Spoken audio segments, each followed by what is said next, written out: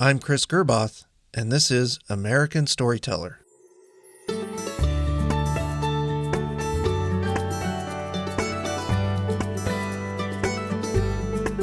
There are teachers, and then there are master teachers. Any school building considers itself lucky to have even one or two on their faculty. Master teachers are not only great at what they do in their own classroom, but they are often looked to as leaders and mentors for other teachers. Lynn Wilcox is a master teacher. She lives in Lakewood, Colorado. In this episode, she's going to share what goes into making a master teacher and how great teaching really can make a difference in the life of a child.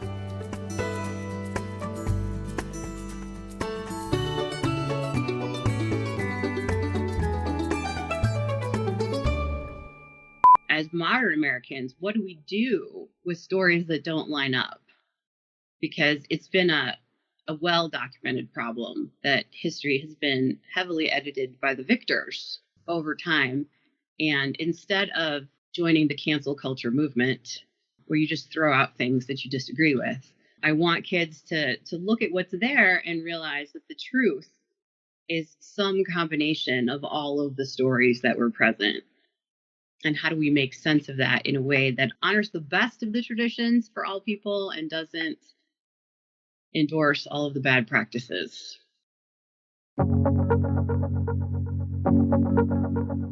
Like all of our shows, we're going to start at the beginning. Tell me about your hometown. Oh my goodness. I grew up in downtown Detroit. And my brother, I'm the oldest. So the brother that comes after me, he would have been 13 the year we moved. And my parents were really trying to move us out of the ghetto before he was old enough to be optioned by gangs.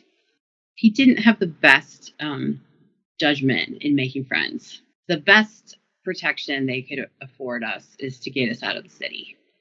You have to understand that living in Detroit in the 80s was a lot like living in a war zone. Guns, drugs, large-scale fires that were set intentionally. It was normal. I mean, there were prostitutes that worked the car pickup line outside of my K-8 where I went to school. But poverty's poverty, right? And we didn't have the money to move. We didn't sell our house. We gave it away. And it took them a while to be able to figure out where they could afford to live. And when I was a teenager, my parents moved me to a really small town in the Thumb in Michigan. We were about 45 minutes from anywhere else, one stoplight.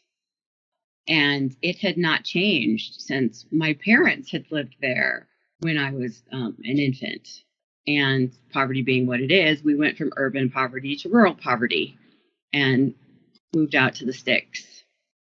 Did you have a traditionally happy childhood? No, I wouldn't say so. My mom was mentally ill, and she struggled with issues that were a result of being the victim of childhood sexual abuse. And my dad struggled with my mom being crazy. So really, while they wanted traditional and happy, that's not what we got. We were on our own to make things happen. We got a lot of looking out for each other as siblings, and we got a lot of responsibility before we were really old enough to have it. Given that kind of family dynamic, and because all kids in poverty have to create some kind of refuge, what did you do to get away from all that? Oh my God, I read books. I could vanish from reality in a book. And I was never in any trouble, because I was always reading. So it was really easy, especially when I was little. My mom would drop me off in downtown Detroit at the main library because, there weren't any people that shouldn't really go to the library at the library. I mean, we did have some homeless people, but they never bothered the kids. If I hadn't read, I wouldn't have known that there was a world outside of the one I lived in. Let's fast forward a bit.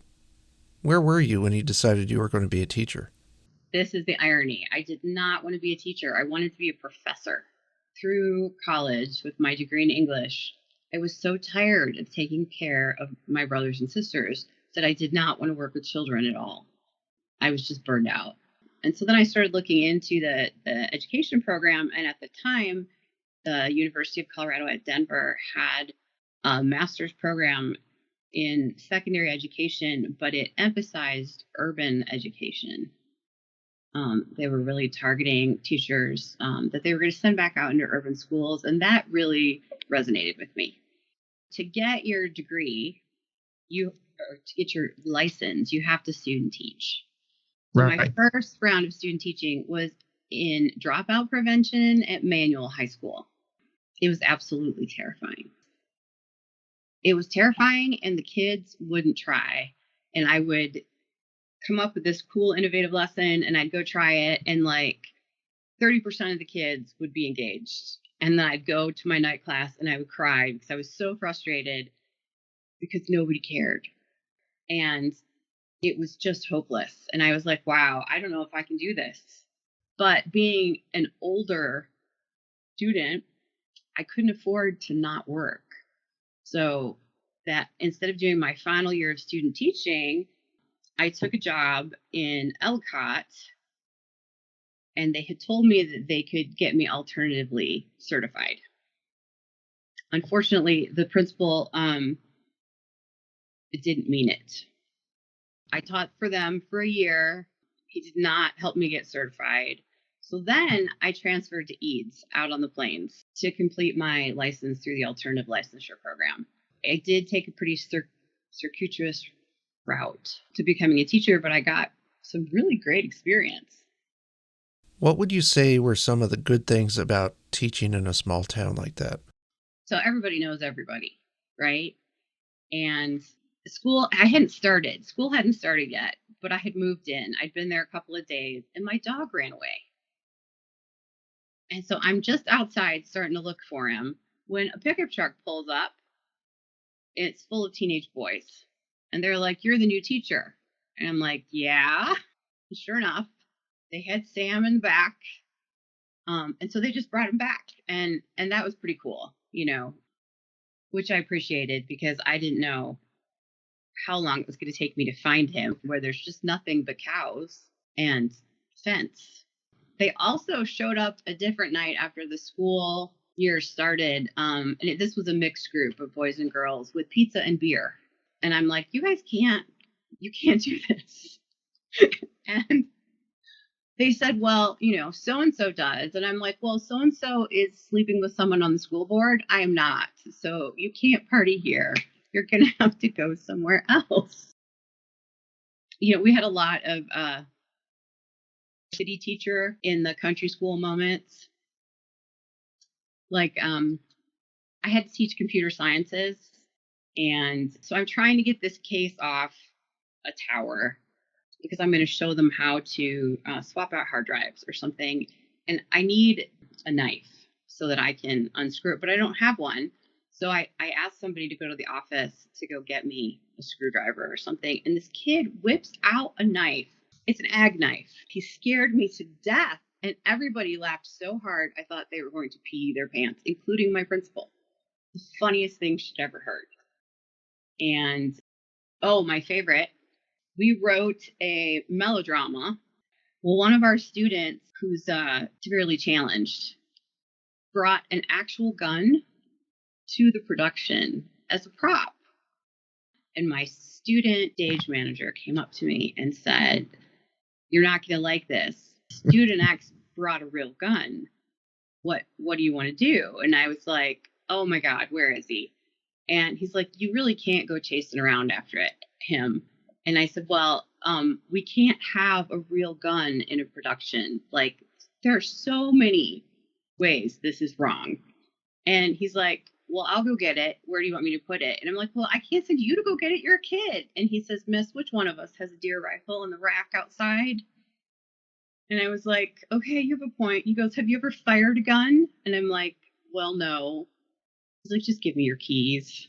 And he went and relieved his friend of his weapon and locked it in my trunk. All's well that ends well, right? So you survived the year, bull snakes and all. Did you ever consider sticking around? I had considered it, but I was single, and there really isn't a lot of single people. on the plains. I think if I had been married when I had gone out there to teach, I totally would have stayed. It was a great place to raise kids. The children were genuinely nice. Most of them had manners. We didn't have the discipline issues that you get in the big city. You already know which kids are likely to be a problem, and you know why, because you know the whole backstory. When something bad happens to someone in the community, everybody shows up. It's a different world. And as a teacher who's getting older, like I'm in my 23rd year in education this year, I have often caught myself thinking, wow, maybe I should transfer back to a rural school now that I'm older, like when my kids get out of high school, because I would just love it. It would be so much easier than what I deal with every day.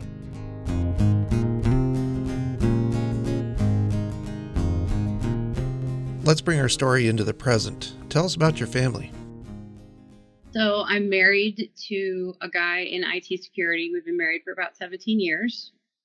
That's Bill. And we have two kids, Elizabeth, who is 15, and Duncan, who is 13. Both of them are twice exceptional. And we have a big, fat, lazy, fluffy golden retriever named Bailey. I'm asking perhaps more as a parent than a teacher. Even in a non-COVID world, what challenges have you experienced educating your own children?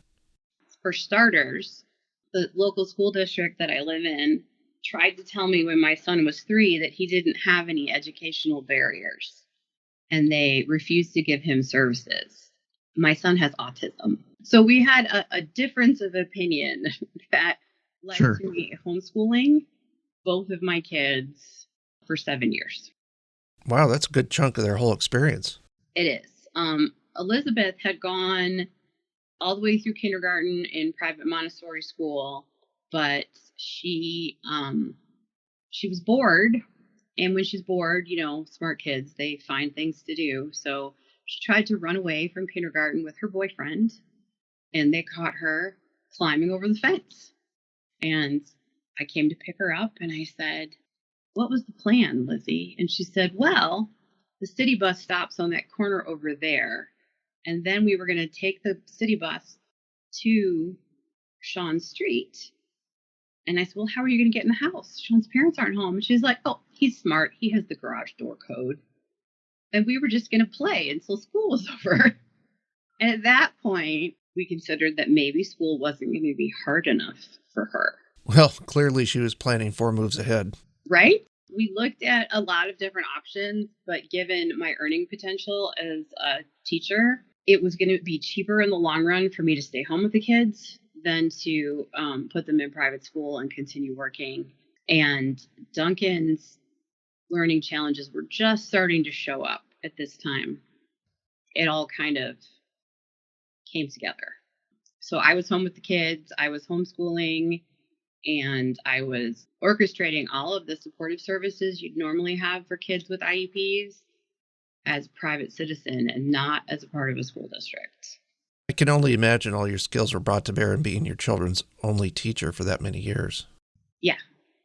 And, secondary teachers aren't given a generalist background in all content areas.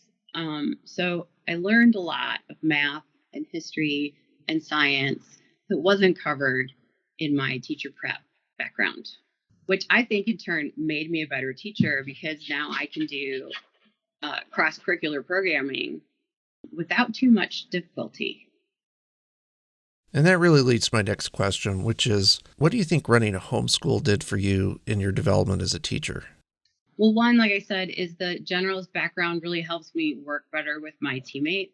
I have a better understanding of exactly what they're trying to do and a better understanding of how literacy supports those tasks. The other thing I learned is really directly related to the autism training. Through working with occupational therapists for years and years and years, I've come to learn that sensory regulation is not linear and it's not lockstep even for neurotypical kids.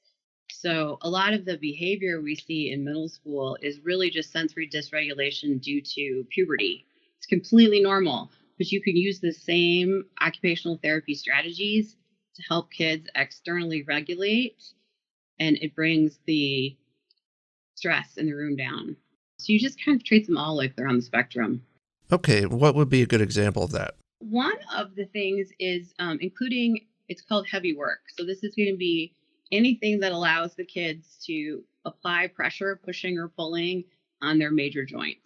So one of the things I did, especially with COVID, when we weren't allowing them to move classrooms, was we reinstituted recess for middle schoolers. And I just insisted. I said, they cannot think until they move their bodies. This is how their brains are working. Got to be part of the day. So they had PE, they had recess for lunch, and then we had another break. So they were getting 3 breaks a day where they were allowed to run around, play tag, play basketball, play soccer, and get that stimulation. And it really went a long way to regulating behavior issues. So you currently teach both middle school and college. Yes. How do you adapt your techniques when, even in the same day, you're moving from one group to another? I think the difference is that most college students can actually follow written directions. So they are much more independent learners. I'm teaching virtually still at college, not in person. So, I have some well-crafted modules, and for the most part, they're completely independent. They've got lecture notes, they've got examples. We do some discussion dialogue about the ideas that support good writing, like using pathos, ethos, and logos in your writing, some higher order thinking extension activities, things like that. And with the middle schoolers, it's much, much more foundational. So I try to think of them like writing is a spectrum progression, right? And so they're at the bottom end of this progression where I'm teaching the nuts and the bolts. And by the time they leave the 8th grade, they can write, a rudimentary essay. And hopefully, by the time I get them in college, we've got the essay down, and now we're branching out into other kinds of professional writing.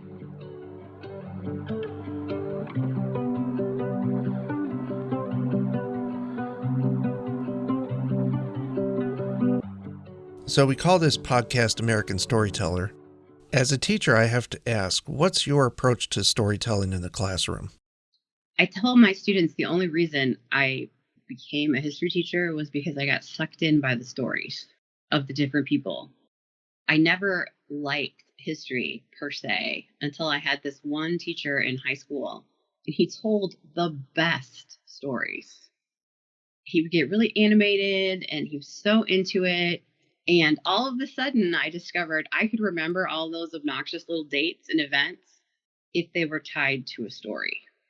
And so that was one thing that I tried to bring with me from my education into my practice as an educator, was grounding things in stories. So this year, we actually started out the year with teaching memoir in English and talking about oral tradition and history.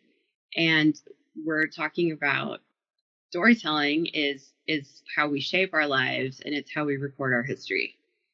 And the history depends on who's telling the story and where they are in the conflict that's in the story. So they're learning all the traditional things, right? The parts of the story, the sequence of events, and literary traditions in English. And then in history, we're looking at how does your point of view change how the story is told. So if you're going to talk about the colonization of the United States, how does the story change if you are an indentured servant, or if you are an indigenous American, or if you are a somewhat wealthy person coming from Europe? How does the story change? And then as modern Americans, what do we do with stories that don't line up? Because it's been a well-documented problem that history has been heavily edited by the victors over time. And instead of joining the cancel culture movement, where you just throw out things that you disagree with, I want kids to look at what's there and realize that the truth is some combination of all of the stories that were present. And how do we make sense of that in a way that honors the traditions, honors the best of the traditions for all people, and doesn't endorse all of the bad practices. You know, when I was in middle school, I'm not sure I had that level of critical thinking skills. I mean, that's pretty sophisticated stuff. What kind of response are you getting from your students? Kids are a lot more sophisticated now than when we were, first of all. A lot of the kids are deeply invested in social issues, whether they're LGBTQ plus issues or they're racial issues like immigration. Knowing our population like you do, you can imagine immigration is an issue no matter where we go. Racism, these are things they are passionately invested in. And so one of the things I spent a lot of time this summer doing was designing project-based learning initiatives so they could really dig in and talk about the things that they want to talk about during the time period we're studying. Right. But I have to ask, when you use a term like cancel culture, is that a term that's used in class? I mean, do they really know what it means at that age?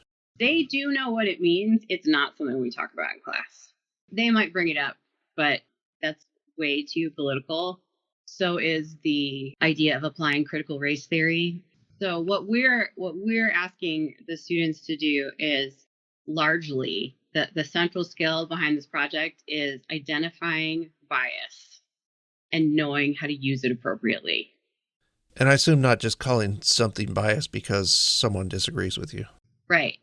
But being able to say, okay, so I read this account, whether it's a first person primary source or a secondary source, and I think this has a conservative bias because, and being able to give a reason. When COVID started, I did an entire media unit on bias in the media. And we took examples from all different kinds of media. And the kids rated the factualness of each type of media from, complete scare tactic to mostly factual, but there were a couple things that I couldn't locate from another credible source. And, in the hallway, you'd hear kids saying, "Oh, did you hear this on the news?" or whatever. And somebody else would be like, "Well, did you check your sources?" They were terrified. They were terrified. And so we read about the yellow fever in Philadelphia. So I taught that pandemic. And we went through the media and we talked about the media in class every day. And they had a chance to really wrestle with, well, does this sound plausible or does this sound like somebody's trying to scare people into doing what they want them to do? And then always leaving them to make up their own minds. And I think that's where I, as a professional, sort of depart from the political nature of some of these conversations. I don't need them to have a right answer. I need them to have a thoughtful answer. And if I can teach them to just question enough that their answers become thoughtful, then as a middle school teacher, I've won. The critical thinking will come developmentally later, usually halfway through ninth grade or so. But if I get them to stop and think at all before anything comes out of their mouth, then it's a victory. And it was amazing to see. It was probably one of the most powerful moments in my career as a teacher, especially given how relevant the topic was and seeing how differently they engaged when they cared about what they were learning. I think you may have answered most of my next question just through the stories and outlook you've shared. But what is it you think really distinguishes someone as a master teacher? I think central to the idea of being a master teacher is that you're not afraid to fail in front of the kids. That you can walk into a room and start a lesson, and when you realize that it's not working, you're willing to say, okay, wait a minute, this is not working. Let's talk about our process. What's broken here? What do we need to fix? And then fixing it for them. That actually happened when I worked with you. It was 10th graders, and I hate teaching 10th grade. My least favorite grade to teach. And I don't even remember what we were reading, but it was something, in the canon, and it was on the approved book list, and the kids just were not talking at all. And finally, I'm like, okay, somebody please tell me what's wrong with this book. Do you hate it? Is it boring? Did you all just go to the same party last night and not do your homework? I'm like, what is the problem? And one of the girls finally raised her hand and said, I did the reading, but I don't know what you want us to talk about.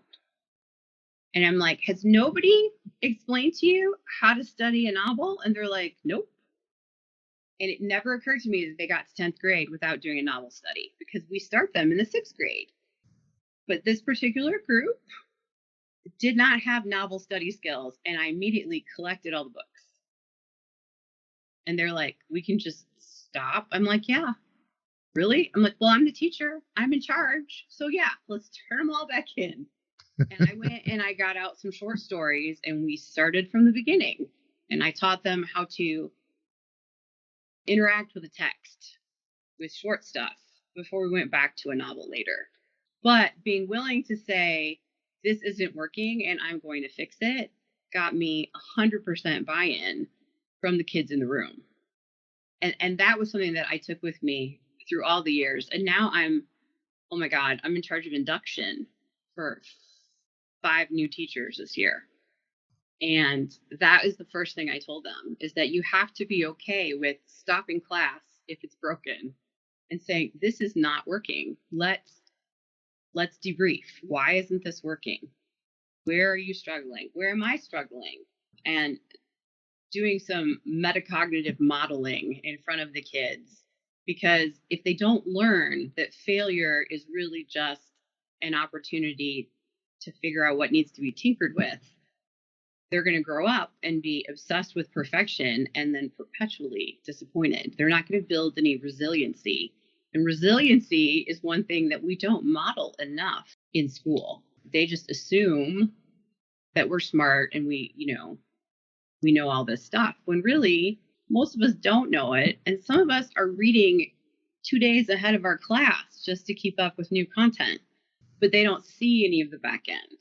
So yeah, I would say that you'd have to be willing to make mistakes, adjust on the fly, and model what you want to see in the kids. What do you think is a mountain yet to climb for you as a teacher? Well, one of the things that I have struggled with is how to teach developmental reading skills to older students. There is absolutely no training provided in the secondary licensure track for developmental reading at all. And on average, the majority of my students came in testing 4 grade levels below. That means I have students who read at the 2nd grade this year, 20 students who read at the 2nd grade. And I have no age-appropriate strategies for teaching them. And so this is my thing that I am now studying like mad on the weekends and trying to get all the PD I can, because these kids want to turn around their situation and nobody's believed in them up until now. Some of them have been actively discriminated against in the education system. And I feel like some of that discrimination shows up just in the lack of preparedness in secondary educational institutions, just ignoring the fact that we know so many of our kids are coming in so far behind. This can't be new news. The state test has been around for 15, 20 years now.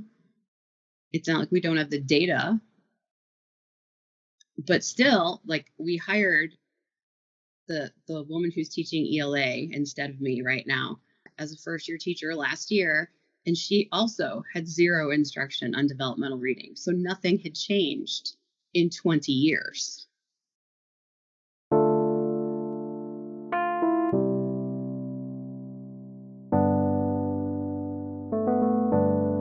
As we move into Act 3, if you were given infinite resources and time to do something new or some way to morph your career, what would it be? I've been asking myself that question quite a bit. I have a pretty serious health condition, and at times it's life-threatening. Right now it's stable, but even the specialists say that it won't always be this good. And so my husband and I have actually been actively discussing what would I do when I'm not able to keep up with the students anymore. And one of the things I'm exploring is grant writing, to strictly go into the behind the scenes of program design for educational programs, both school day and like before and after school programming.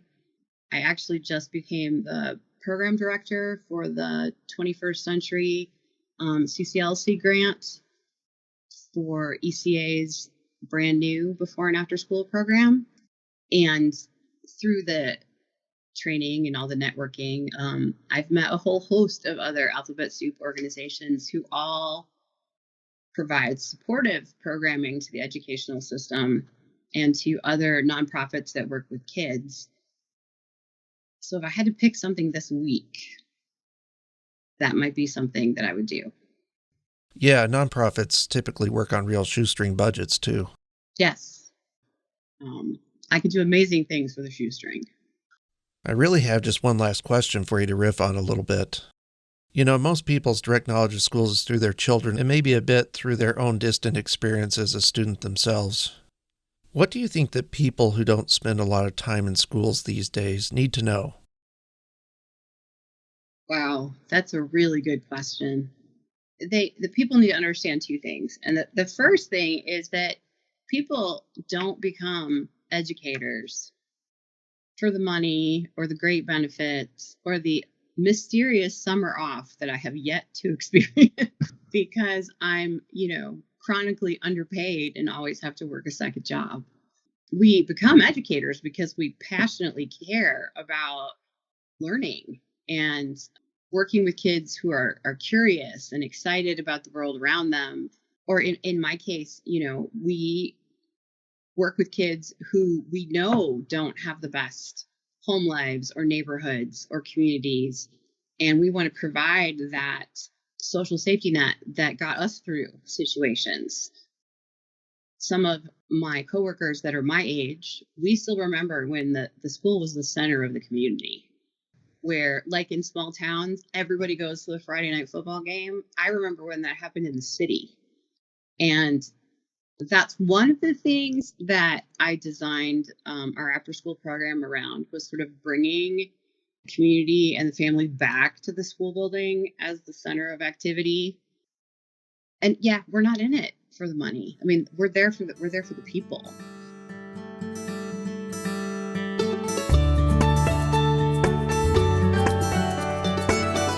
I want to thank Lynn Wilcox for joining us today, and I hope you enjoyed listening.